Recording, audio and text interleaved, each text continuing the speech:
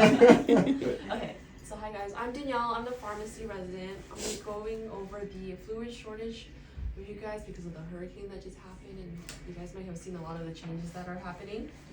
Was gonna talk to you guys about heparin and insulin. I'll talk a little bit about insulin at the very end of all of this.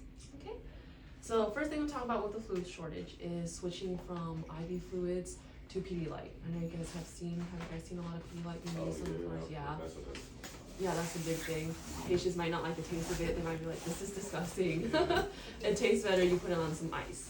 Okay, so we are looking into alternatives, but for now it's just Pedialyte. Okay, so we start off with the provider who orders the IV fluid. They order it, a BPA pops up. It tells them, does this patient really need IV fluid? Are they a candidate of Pedialyte? So the doctor is able to change it to Pedialyte. Where you guys come into play, if you guys walk by, see a patient with like this big old bag of normal saline, it's hanging, and if it's running at a very high rate, like 150 mils an hour, 125 an hour, don't be afraid to let the provider know, don't be afraid to let pharmacy know, ask them, can we run this at a lower rate? Can we switch this patient off to Pedialyte? Fluid shortage is very serious right now. It's probably gonna get worse before it gets better. So patients who were patients who were NPO before, so like surgery patients, mothers on the LND units, these patients also qualify for Pedialyte.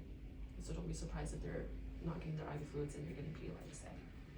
Okay, any questions about that so far? Have you guys had trouble scanning on the MAR?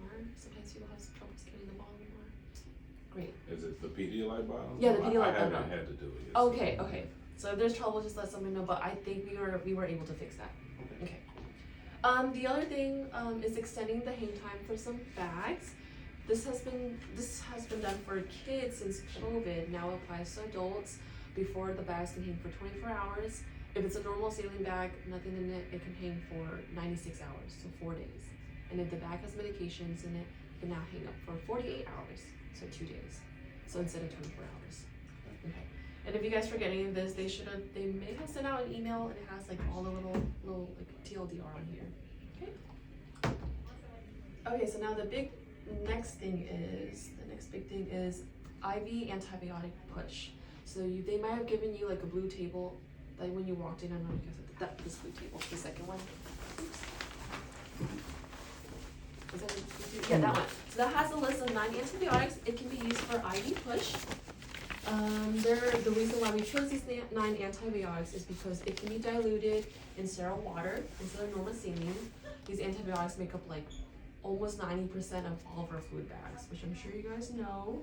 So these can now be used as IV push. So if you see a doctor, and they shouldn't be able to order it as IV piggyback, because it automatically switches the medication to the push. But if you see any of these medications being used for IV piggyback, just let the provider know. But these medications are very specific to the dose. So if you see like a higher dose of Savazlin in IV piggyback, that's fine. It's just the lower doses that can be injected. So just be aware of the doses. But yeah, pull the MAR. It tells you how to draw it up, or like how to administer it, how fast to push it in, the medications. These medications are very safe, not caustic.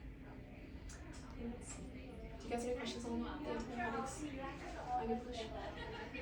Okay, almost done. So the last thing is insulin.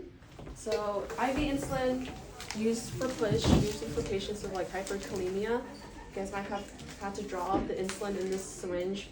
The syringe is very nice because it's in units, right? Unfortunately, we took away your IV fluids. These syringes are also discontinued, so you may have to take these syringes away too. If you're lucky, your facility may have been hoarding it. You guys may have a lot to last you guys into February, which is when another US manufacturer has picked it up, and these will be back in hopefully February. Okay, but just be aware, when you guys are drawing up insulin, you may be asked to draw it up in a tuberculin syringe. The difference with the tuberculin syringe is it's measured in milliliters, not units. So just be aware to not drop the incorrect amount. Double check how much you're drawing up. Get a second check on the amount that you're drawing. On the MAR, if you enter in like 10 units, it'll do the math for you. It'll tell you to pull up 0.01 milliliters. Just make sure that you're grabbing the right syringe and drawing up the right amount.